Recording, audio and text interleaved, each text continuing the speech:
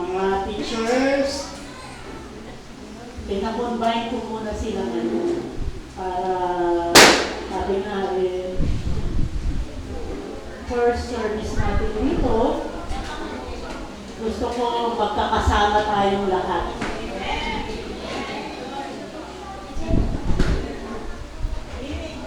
Sige, request ko lang yung mga kids na magsiupo na.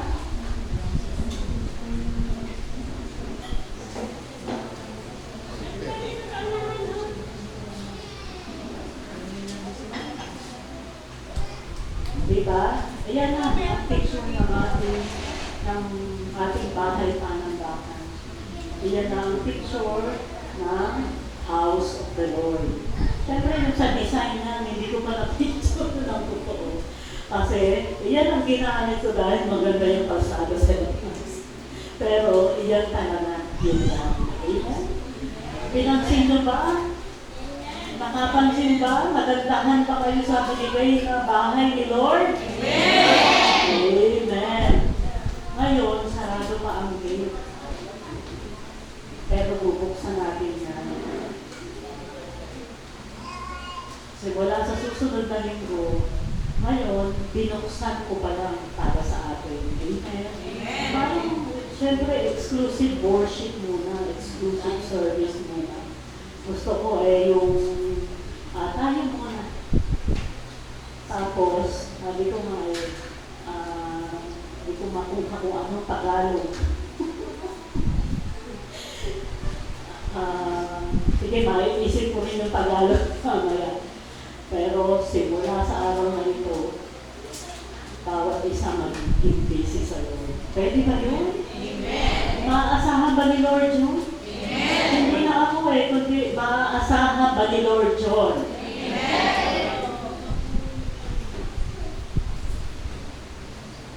Kasama ko ba kayong lahat dito sa panambahan? Amen! Kasi kung ang puso ninyo wala sa panambahan dito, malayo makakalabas. Matapang na akong tatayo mula ngayon. Mga bata, ang puso nyo ba ay nasa Panginoon? Handa ba kayong makinig para sa Panginoon Jesus? Ay, hindi na ng amen. Gusto yan ha? Yung teacher nga ninyo, pagka nagagalit sa inyo, get out of the room. O face the wall. Ano naman ngayon? Bawal na yun. Bawal na yun. Stand in the corner. Parang yung mga natatandaan ko stand in the corner, face the wall, get out of the room. Ano na ba ngayon? Wala na. Bawal na yun. Hindi ba kami stand in the corner na corporate hindi ka naman namalo. Ayan. Kahit verbal. Sige po, pwede bang mag-concentrate muna tayo? Tabi muna yung mga cellphone. Nakita ko si Julia. Request ko pala, kung nag-pictures kayo, huwag muna natin i-share sa social media. Pwede ba yun? Gagawin natin yan right after the anniversary. Tapos yung pinakita ko kaninang invite, sabay-sabay tayo on April 13. Sabado yun. Basta 24 hours, iba may story natin lahat yun. May story ba? Highlight na mga yun. Pwede ba yun? Kung nagpo-post kayo ng story ninyo, ang request ko ito na gagamitin natin pagkaabutin natin hanggang sa oras ng anniversary. Ibig sabihin, pilaws natin ang Sabado hanggang linggo yun makikita ng mga tao. Amen? Malinaw ba? Amen! Sige. So ngayon, binubuksan ko na yung pinto. Nakita niyo ba? Ako yan eh. Ay nakatayo yun. Nung payat ako. Ako yan. Nung payat ako, tingnan mo magkahayad kami. Yung buhok ko, ganyan na nga.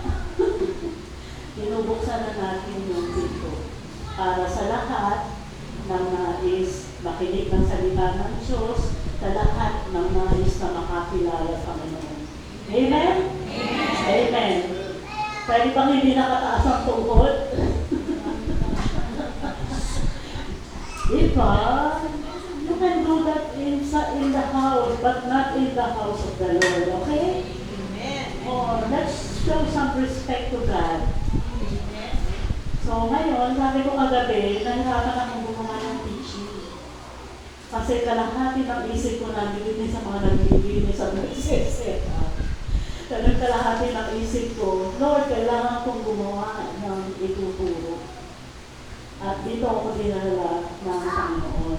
Dahil tayo iglesia, tayo church, tayo ay congregation para sa Panginoon.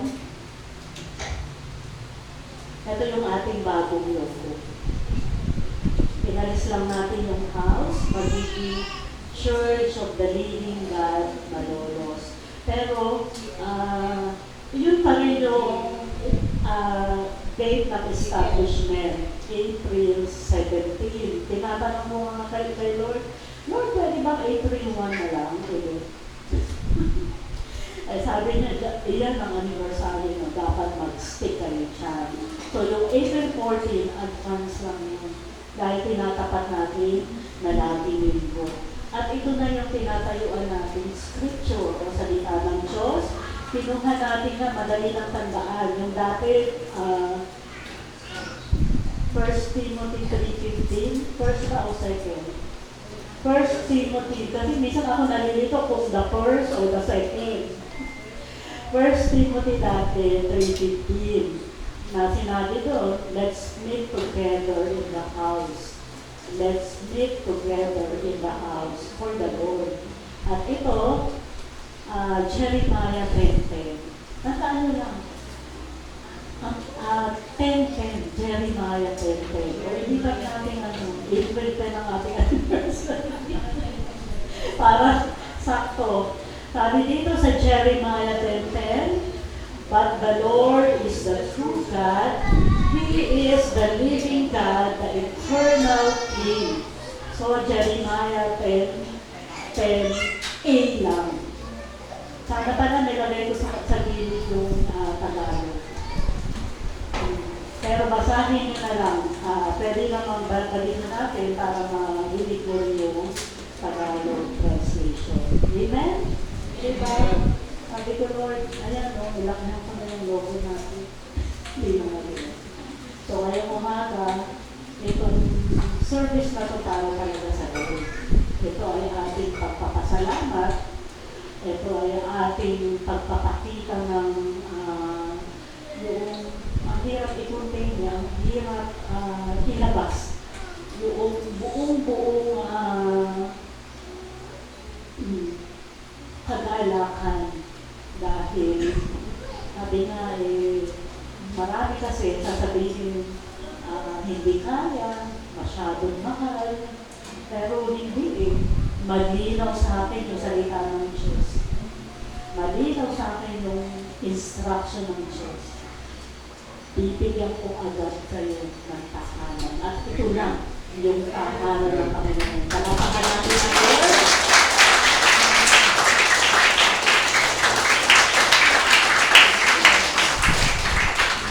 Kaya naman, tayong mga nandito sa CLGL, tayong mga anak na nandito, ano pa ang dapat na ibalik natin sa ating Panginoon?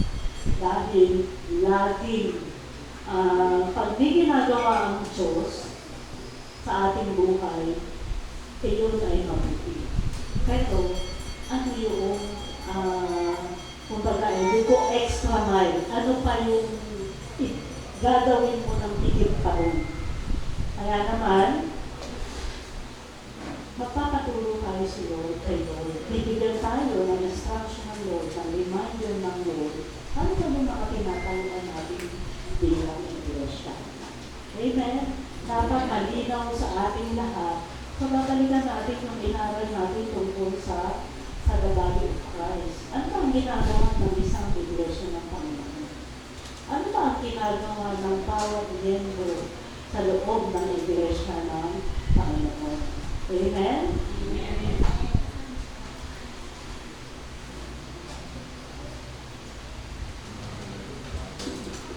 Ayaw lumit. Aabot ba dito yung ano? Dere. Dali lang po, may problema yung presenter.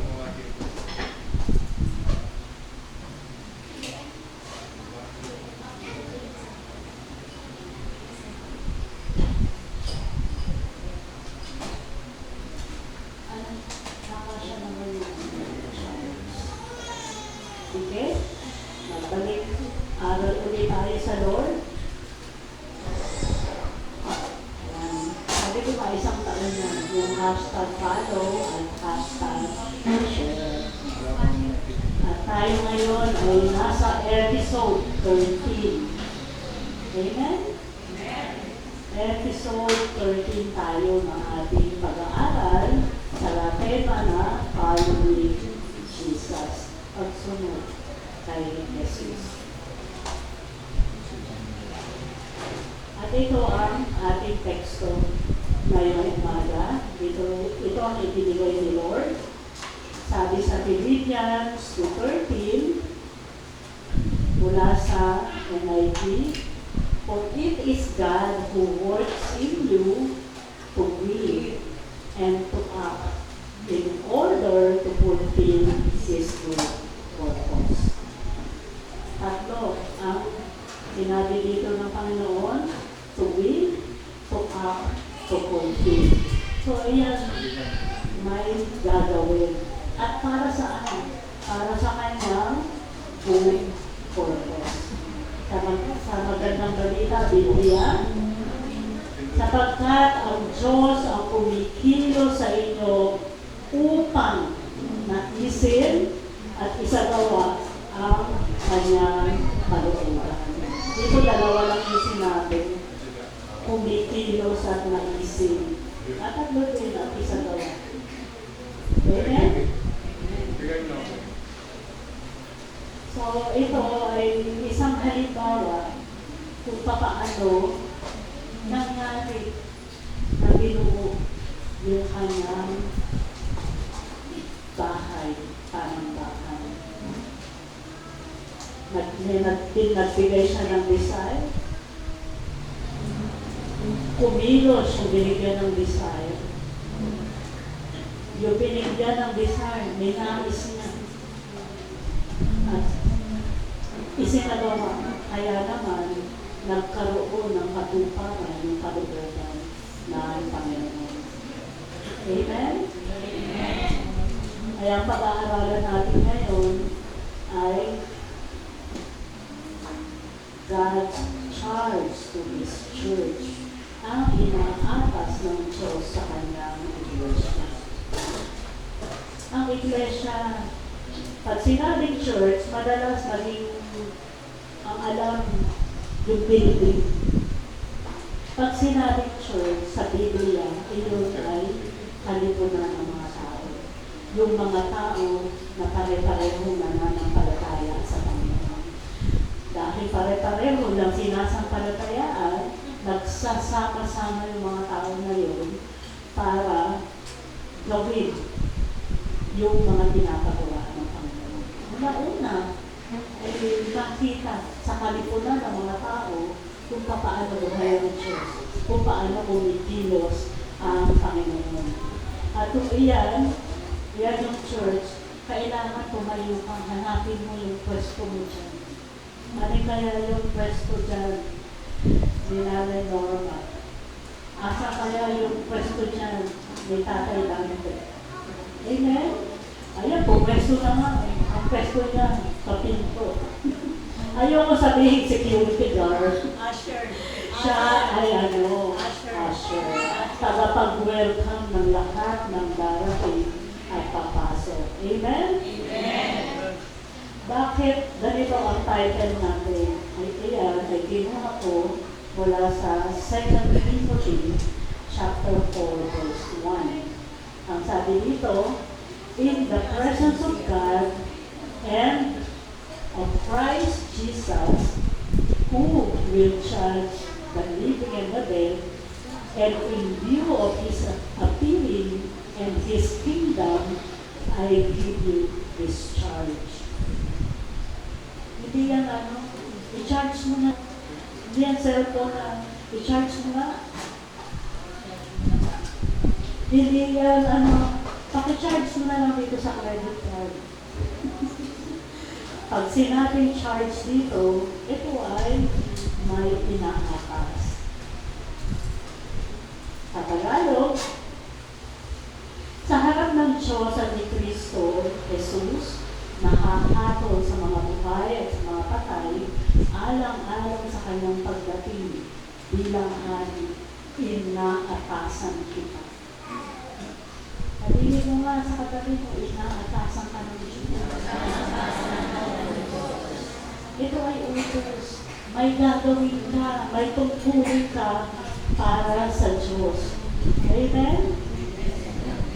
Ano kaya ang tungkulin natin para sa Diyos? Ako tinatayuan ko na inata sa aking tungkulin. Amen? Amen? May atas ang Panginoon sa ating bawat isa at sa iglesia natin. So, i-reviewin lang natin. Parang ganda-ganda sa akin si Charles. Mas maganda ba ako ngayon? Nagpura na nga yung make-up sa sobrang dami ng iniyak. So, babalikan lang natin. Ano ba yung mga bagay na nais ng Diyos na ginagawa natin, nakikita sa kanyang iglesia at nakikita sa bawat isa sa inyo. Una, yung ginawa natin kanina, worship God in spirit and in truth. Sambahin ng Diyos sa espiritu at sa katotohanan. Yung spirito mo ay nag-uumapaw sa pagsamba dahil nakikita ng espiritu mo yung katotohanan na buhay ang salita ng Diyos. Na ang Diyos ay kumikilo sa buhay mo at sa buhay ng iyong pamilya. Amen? Amen. Laging magkasama yan. Hindi pwede maghiwalay ang espiritu at ang katotohanan. Dahil ang banal na espiritu, siya ang nagdadala ng katotohanan at yung banal na espiritu yung kumakaugnay sa ating espiritu. Amen? Ano ang sabi sa salita ng Diyos? Mula sa John chapter 4 verse 24. God is spirit and His worshippers must worship in the spirit and in truth. Kaya sinasabi ko kanina, kung hindi na daw espiritu mo, sayang lang na naririto ka. Kaya dapat, pag nag-uumpisa tayo, sinahanda natin yung ating espiritu. Dahil, para makaakyat yung pagsamba natin sa Diyos, maging mas mabangong samyo sa harapan ng Panginoon, yung ating pag-awit, yung ating pagbibigkas ng mga papuri. Sa Tagalog, ang Diyos ay espiritu at ang sumasamba sa Kanya ay dapat siyang sambahin sa espiritu at sa katotohanan. Amen? Kaya lagi yan, tayo ay aawit, mag-aaral tayo ng salita ng Diyos, hindi ito pwede paghiwalayin. Kaya tayo nag-aaral ng salita ng Diyos para nalalaman natin yung katotohanan. Ano ang sabi? Ang Panginoon Jesus mismo, siya ay katotohanan. Anong sinasabi siya? Sa John 14:6. Si Jesus ang magsalita niya.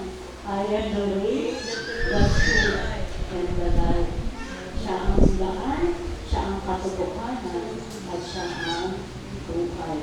Wala tayong ipapangaral dito kundi yung salita ng Diyos at patungkol sa Diyos lamang.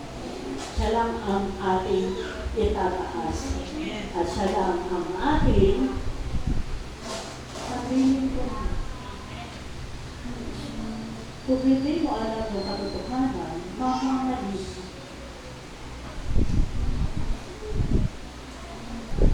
Dapat, alam natin yung katotohanan patungkol sa Diyos, patungkol sa Kanyang salita.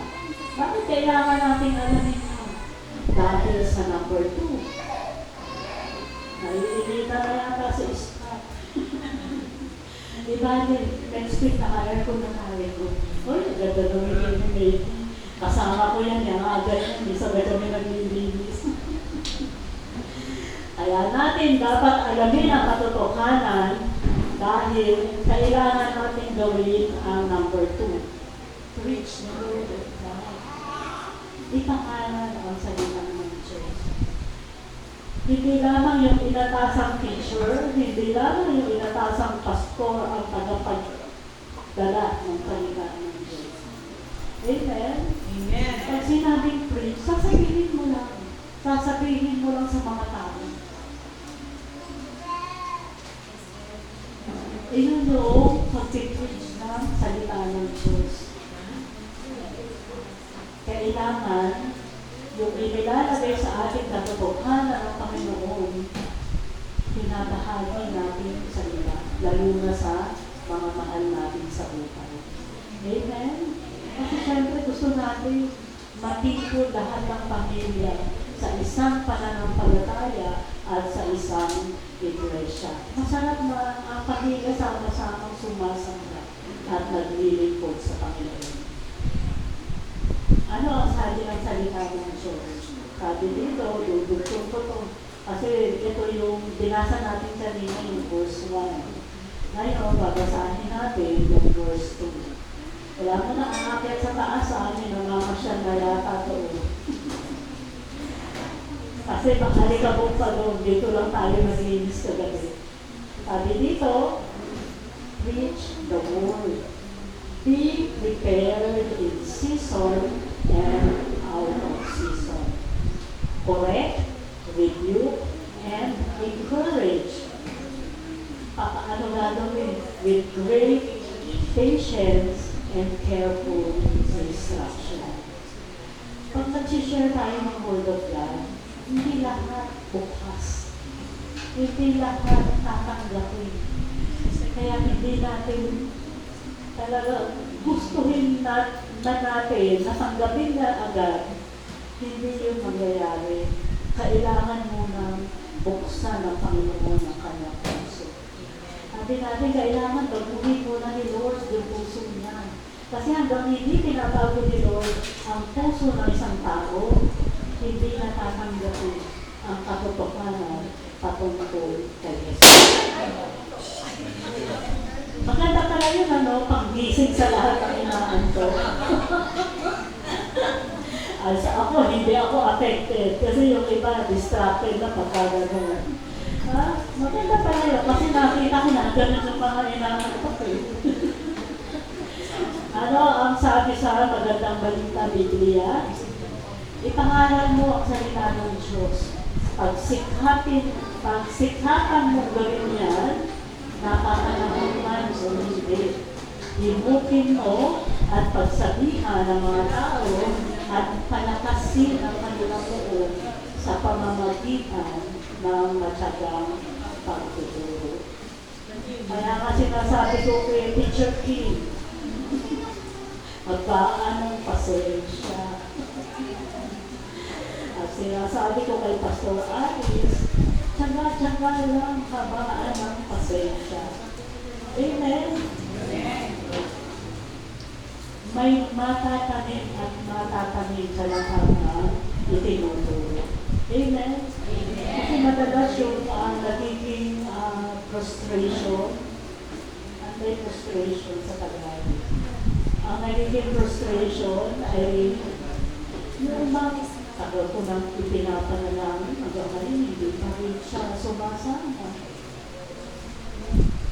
May kapanahunan, may tamang kapanahunan. Hindi lahat agad-agad. May agad-agad at merong matagal din. At merong medyo matagal, meron din matagal na matagal. Amen? Pero, gagawin para ang isang pamilya mabuklod sa isang pananampalataya at mabuklod sa isang iglesia. Amen? Amen. Kasi naalala ko nga si Amang Sarado Katoliko, siya yung minister sa Catholic sa Santo Rosario Parish Church. Nag-aano na yun eh, yung sinasabi sa Catholic, nagsusubo na ng communion. Ang tagal bago namin siya naisama, bago naging buong pamilya kami na mananampalataya. Pinutol pa ni Lord yung paanin na para lang makasama namin siya. Kasi ang una sa atin, kasi abalang-abala nga dahil piyesta yan, maghahanda, tumulit sa Pilapin, may bagyo. Kumakbang sa high tension wire, kaya nakuryente. At simula noon, maging tuloy-tuloy ang pagsamba namin sa isang Diyos at sa isang iglesia. Amen? Amen. So, meron ka ng truth. Ang sabi ng Lord, preach the Lord. Meron ka ng word. Ano ang gagawin mong pangatlo? Boldly share Jesus as the only way to salvation. Matapang na ibahagi si Jesus bilang tanging daan ng kaligtasan. There is no other way, only God, Jesus. Amen? Si Jesus lang ang tanging daan. Wala nang iba.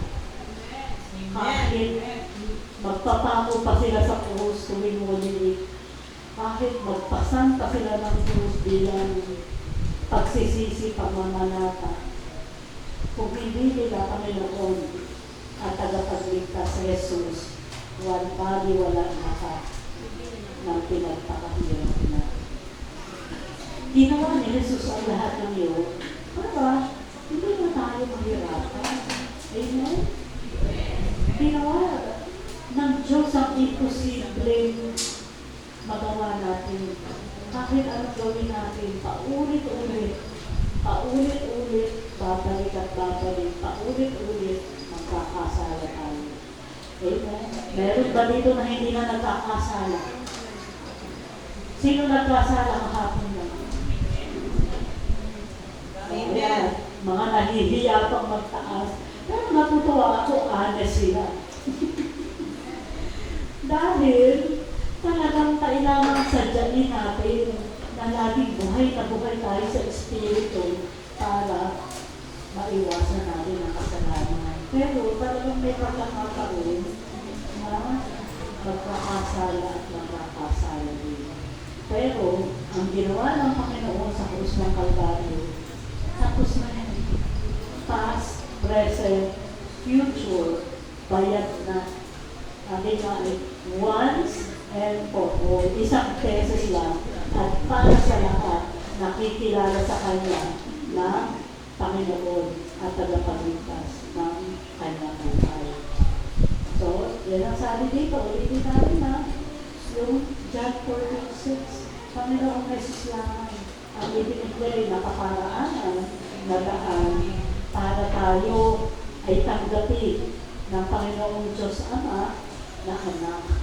Para tayo linisin at maging karapat-dapat sa harap ng Panginoon.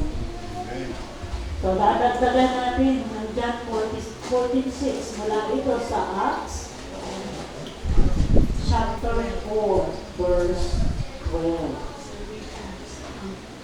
Pag may oras kayo, basahin nyo yung mga nauna mula sa verse 10. Ang sabi dito, salvation is found in no one else, for there is no other name under heaven given to mankind by which we must be saved. Kung may ibang pangalan, ang sabi sa Tagalog, sa Kanya lamang matatagpuan ang kaligtasan. Sapagkat walang ibang pangalan sa buong daigdig na ibinigay ng Diyos sa mga tao upang tayo maligtas. Si Jesus Christ lang ang tagapagligtas.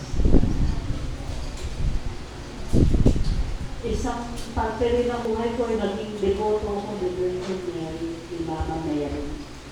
Kasi yung mga lola ko as yun ang lagi sa lolo.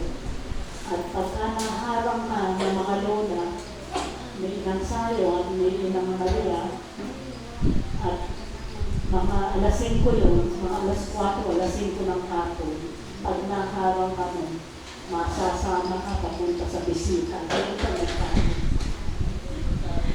Pero sabi ko nga pero pag Biyernes gusto mo sumasama, tanongin mo bakit?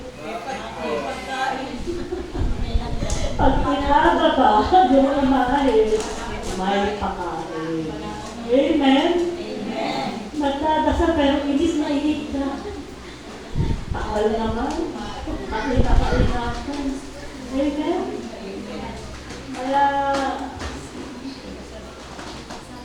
mas masarap kumain pag una na musukan mo sa salita. Amen? Kaya nga, ine-enjoy natin ang ating fellowship lunch. Dahil, mas nagkakaroon ka ng gana. Sino dito yung laging may gana? Amen. Amen. Diba? Dahil lalo lang may gana pagkatapos sumamba sa Lord. Amen? So, huwag tayong mahiya. Hindi dapat pinanihiya ang pag-share ng mabuting balita ng Panginoon. Kasi sabi ng Lord, pag ikinahiya mo siya, ikakahiya ka rin niya sa harapan ng kanyang anak. Amen? Kasi kung kinakahiya mo si Lord, siyasatin mo yung sarili, baka hindi mo pa siya Panginoon. Amen? Dahil kahit kailan, dapat hindi natin ikinakahiya ang ating Diyos, ang ating Panginoon. So, pang-apat na. Ano ang susunod na gagawin ng mga mananampalataya? Devote ourselves to prayer and fellowship. Italaga ang ating sarili sa pananalangin at pakikipagkapwa.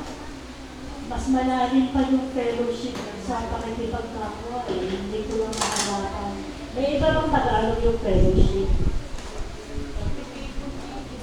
Pagtitipon-tipon daw. Kasi kinuha ko lang ito kay Mr. Google. Kasi kahit sa Tagalog version, hindi na malapatan na eksakto. Dapat, excited ka palagi pag may gawain para sa Lord.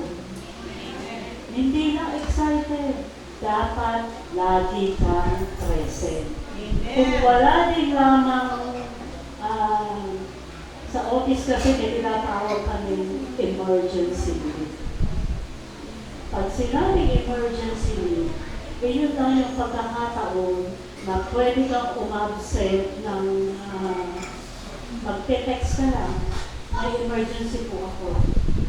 Pero, ang sinasabi nilang emergency, life and death situation. Meron akong hindi makalimutan joke. Isang joke na sabi nga ay yung pagsamba natin, pagdating sa gawain, kung life and death situation na, excuse ka sa iyo. Amen?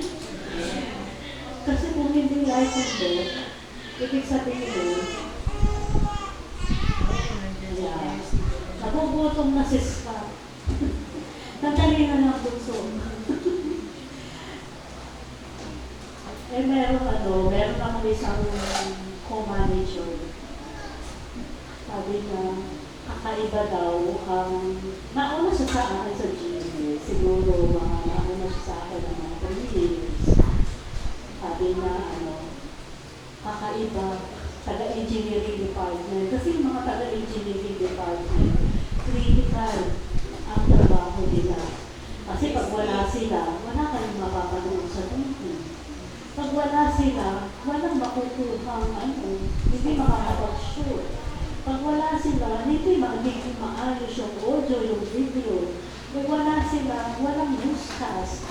Ganon ka-critical. So sabi ng sa kanila daw departamento, kung may 1,000 island na yung kasala, dressing, sa kanila daw ay may 2,002 alibis pagdating sa pagiging creative sa pagpapaalam sa pag-absent. So may isa daw staff, nilagay, emergency. Emergency, I have to meet someone. Binalik niya. Emergency ba to? I-meet mo lang siya. Bigyan mo ka.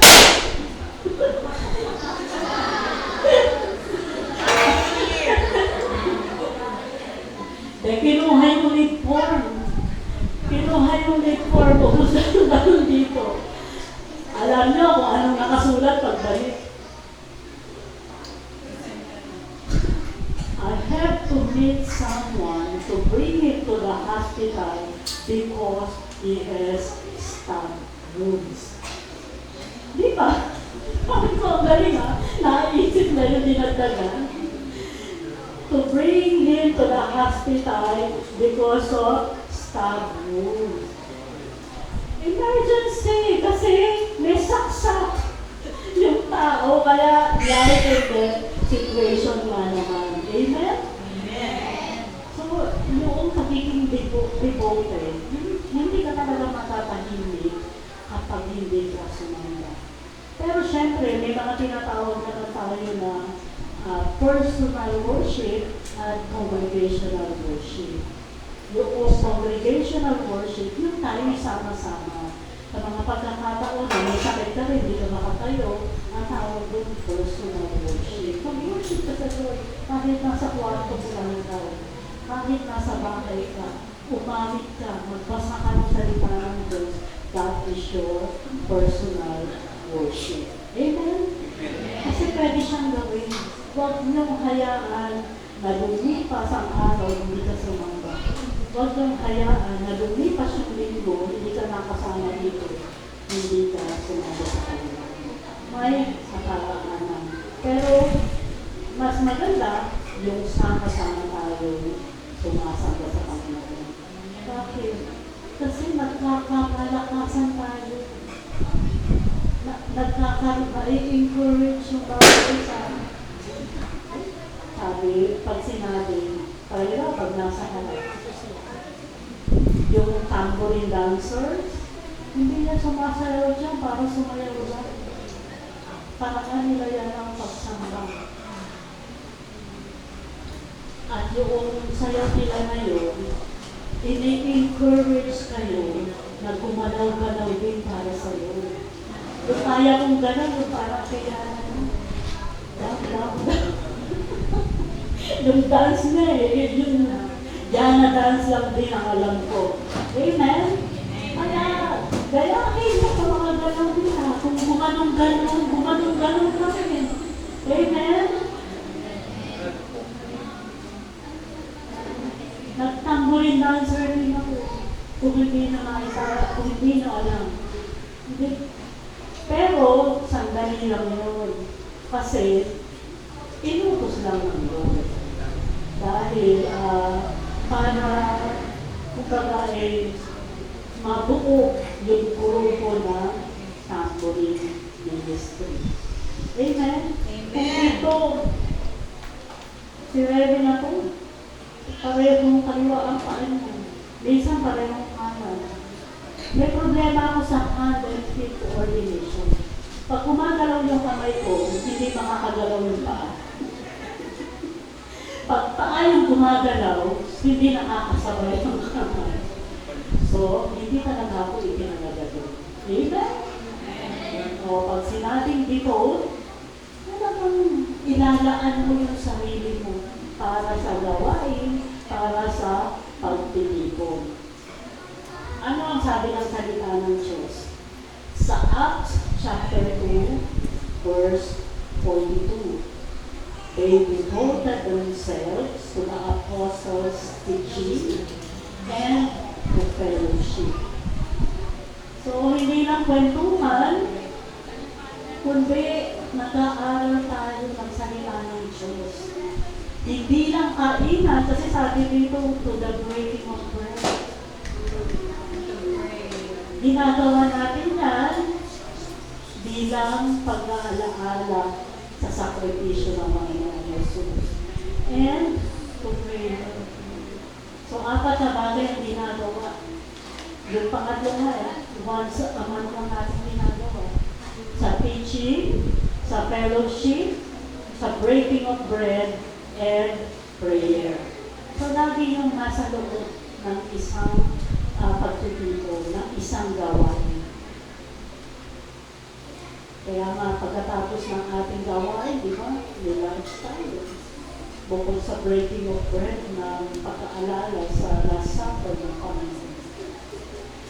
Ang sabi na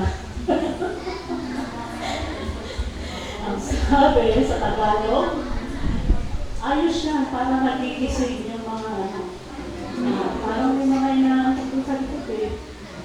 Wala na kayo excuse na yung kitang-kita ko na kayo lahat. Diba? Kaya dapat Pastor Gandhi, lalo pa, buhay na buhay para sa Lord. Amen? Sabi dito sa Tagalog, inilaan nila ang kanilang sarili upang matuto sa dulo ng mga apostol, magsama-sama bilang magkakapatid, magsalo-salo sa pagkain ng tinapay at manalangin.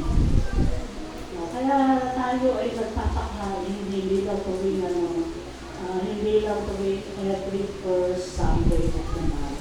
Amen? Amen. At syempre yung panghuli, itinalaga mo na yung sarili mo para sa Diyos, para sa Iglesia, gagawin mo na yung Panginoon. Faithfully serve for the work of ministry. Tapat na maglingkod para sa gawain ng ministeryo. Ano ang napansin mo sa puso?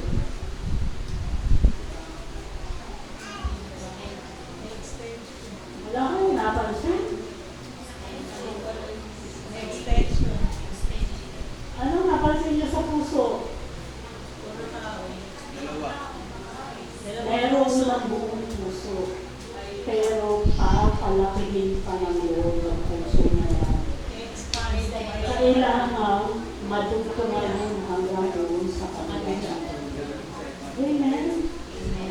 Mahilig ako sa puso, kasi kapuso ako. Kapuso ko ba kayo dyan? Amen. Amen? Sino nanonood dito na Ipulaga?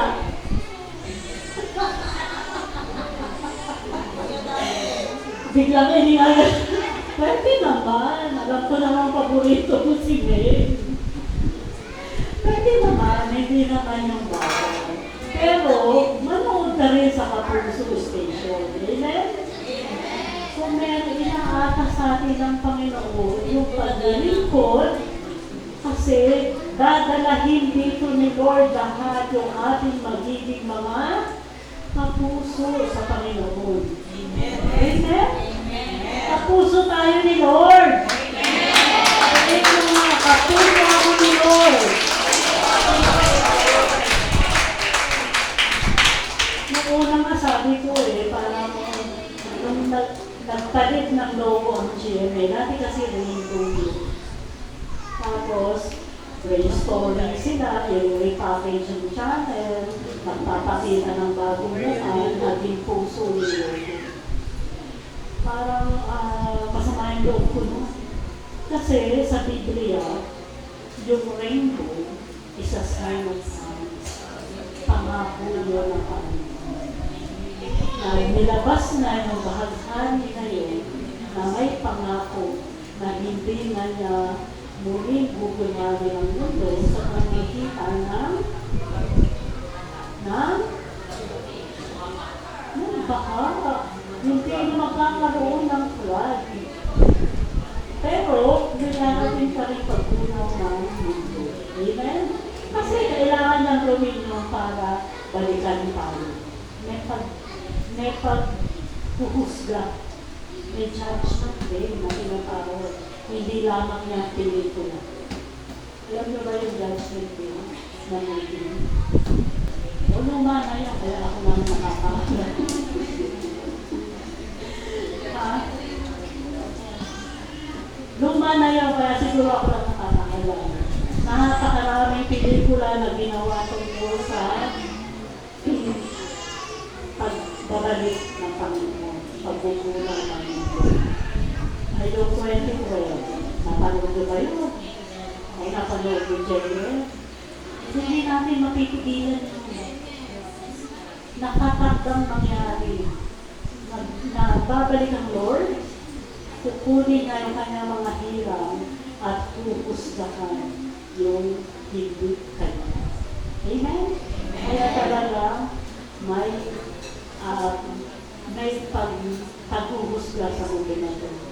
Pero mula sa langit, bababa ang bagong Jerusalem.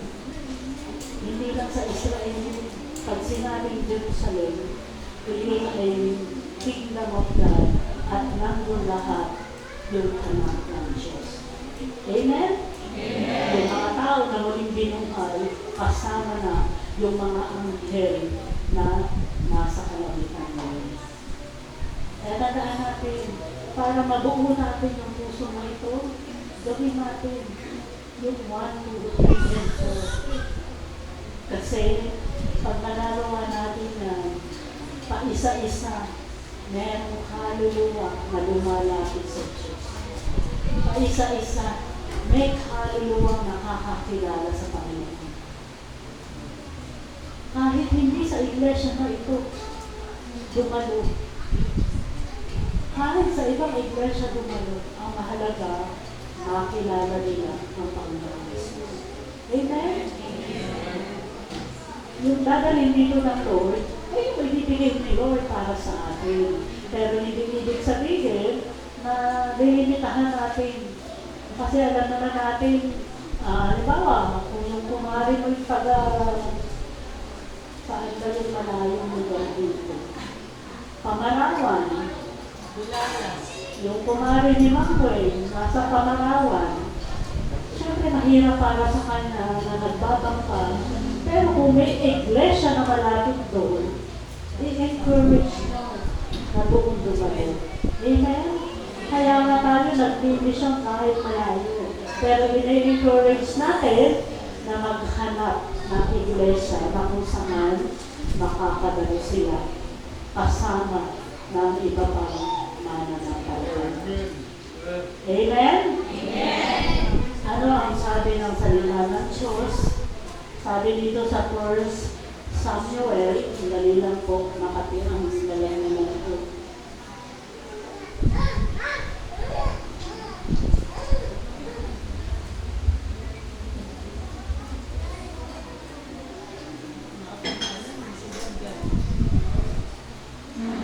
Siguro bago ako matapos mag-preach, sanay na akong naka-wireless. Wireless. Diba? Nakakatawa lang. Hindi ko rin na-expect na nakikita ko lang to sa mga nagbibigay ng seminar, ng training, sa mga motivational speaker na ina-attend kong mga workshop. Pero ito, workshop natin sa Lord. Ano ang sabi ng Lord sa 1 Samuel chapter 12, verse 24? But be sure to fear the Lord and serve Him faithfully with all your heart. Consider what great things He has done for you. Tandaan natin yung mga keywords. Fear the Lord. Ibig sabihin ng fear the Lord dito, respeto, reverence. Hindi yung takot ka sa tao, yung takot ng takot sa dilim, yung takot sa multo. Takot sa magnanakaw. Ah, Yung takot na kinakabahan. si Ate Norma kaya pasubukan ko matulong mag-isa sa amin. Yan lang. Subukan mo. Maririnig mo yung mga yabag doon. At mga bukas at sara ng cabinet. Amen. So, fear the Lord. Dahil sa reverence mo sa Panginoon, ibig sabihin, hindi rin gumagana. Naghanap tayo ng presenter na pwede pang fear the Lord, dahil ang tindi ng pag-alam mo sa Diyos, ang tindi ng reverensya mo sa Panginoon, maglilingkod ka. Anong klaseng paglilingkod? Faithfully. With all your heart. And with all your heart. Amen. Pag faithfully, kasama yung puso. Kasi pag kasama yung puso, totoong paglilingkod. Amen? Amen. Sa Tagalog, matakot lamang kayo sa Panginoon at maglingkod kayo ng tapat sa Kanya ng inyong buong puso. Alalahanin ninyo ang mga dakilang bagay na Kanyang ginawa sa inyo. Amen. Amen? Amen. Sige, break up natin.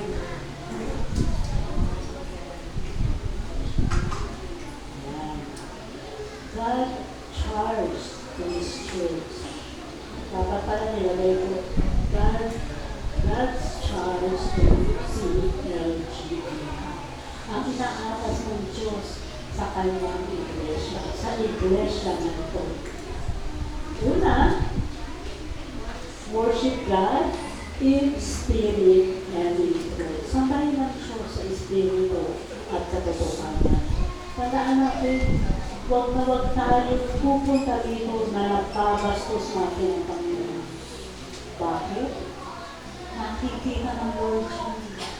Maaaring hindi kita ng tao, pero ang Diyos ang sumisiyasat ng puso, alam ng Diyos ang totoo. Amen? Kaya natin magpakatotoo tayo sa harap ng Diyos. Kung may mga pagkakataon, nababastos natin ang Panginoon, hindi na tayo ng tawag sa Panginoon. Pangalawa, dahil meron kang spirito at meron kang katotohanan, preach the word of God. Ipangaral ang salita ng Diyos. Kahit sa maliliit na bagay, hindi kailangan bihasa ka sa Biblia. Meron ka lang ilang memory verses na maibibigay mo. Dahil gagamitin ng Lord siya sa panahon ng pangangailangan. May dumalaw na kumain, may problema. So, hindi nasasabi ng word of God. May pinuntahan kang may sakit. May masasabi kang makakapagpalakas ng loob sa taong may sakit. Amen? Yun yung nagkakaroon natin ng pag-preach ng salita ng Diyos. Amen? Pangatlo, dahil utos na ipangaral ang salita ng Diyos, hindi rin mahihiwalay siya yung pagbabahagi natin patungkol sa Panginoong Jesus. Boldly share Jesus. Dahil hindi alam ng mundo, bulag sila sa katotohanan, pero kailangan nila ang Panginoong Jesus. Sabi ko nga Lord, nakakalungkot na marami na mananampalataya yung sincere sila nananampalataya sa kanilang kinabibilangan na reveal na rin. Napagdating din ng kamatayan at lumipat na sila sa kabilang buhay, hindi pala sa paraiso ang pinili. Amen? Kasi lahat naman namatay sa paraiso muna. Hihintayin pa yung mga nabubuhay. Hihintayin pa yung uling pagbabalik ng Panginoon para talagang galing tayo sa langit. Walang purgatorio. Pag namatay na, wala na. Finish na. Sabi nga ni Lord, 8 days, finish, tapos na.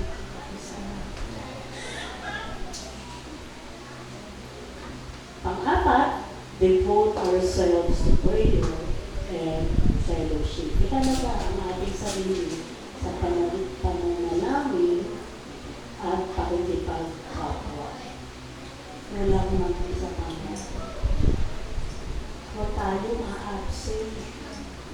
Kasi sayang yun ang mga pagkakataon na baka yung itinuro sa Bible study inyong mali para sa iyo. Pero naman, nalagpasan mo yung pagkakataon.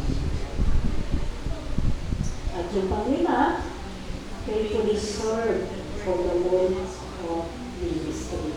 Tapat mo maglingkod para sa gawain ng ministeryo. Amen? Bago ko doon ako sa aking last slide, palakpakan muna natin natin.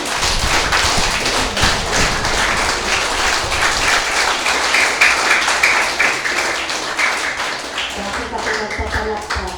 Kasi ito yung pagpapasalamat natin sa Panginoon sa ginagawa niya sa atin, sa bawat buhay, sa bawat pamilya, lalo na sa ating iglesia. Kaya matapang natin pwedeng sabihin sa Ephesians chapter 3, 20 to 21, now to him who is able to do immeasurably more than all we ask or imagine according to his power that is at work within us, to him the glory in the church and in Christ Jesus throughout all generations, forever and ever. Amen. Babalik natin sa kanya yung verse 21. To him the glory in the church, dito, and in Jesus Christ throughout all generations. Hanggang sa mga saling lahi ng mga kapatid, hanggang hindi bumabalik ang Panginoong Jesus, magtutuloy ang gawain sa iglesia nito. Amen?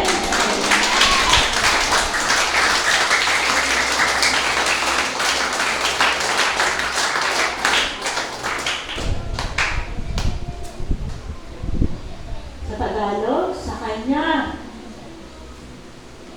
Ayan ang sabi ni Lord, kaya ako maiiyak. Una man akong kunin ni Lord, kampante akong aalis. Mauna man ako sa inyong lahat, kampante akong aalis dahil may magtutuloy ng gawain niya. Dahil ang Panginoon ang tikilos at sa kapangyarihan ng Panginoon maggagawa yung pagpapalawak ng kaharian ng ating Diyos. Sabi sa Tagalog, sa Kanya na makagagawa ng higit pa kaysa maaari natin hilingin at isipin sa pamagitan ng Kanyang kapangyarihan na kumikilos sa atin. Sa Kanya nawa ang kaluwalhatian sa pamagitan ng Iglesia at ni Kristo Jesus sa lahat ng salin lahit magpakailanman. Amen.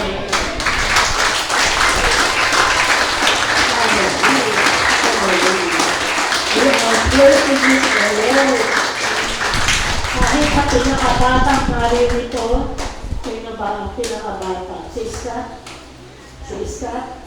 Sino ba ang pinakabatang sanggol dito sa Iska? Hanggang kay Iska.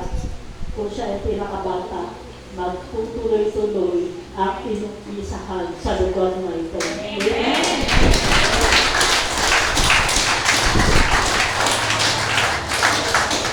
Ayun natin, yung pamilya natin, sa tindahan natin, kaya huwag natin hayaan na isa man sa pamilya natin ay hindi nagkaroon ng relasyon sa Panginoon. Amen? Kaya naman, God bless you and have a great week. Announcement lang. Mag-general cleaning pa rin tayo Tuesday, Wednesday, holiday naman.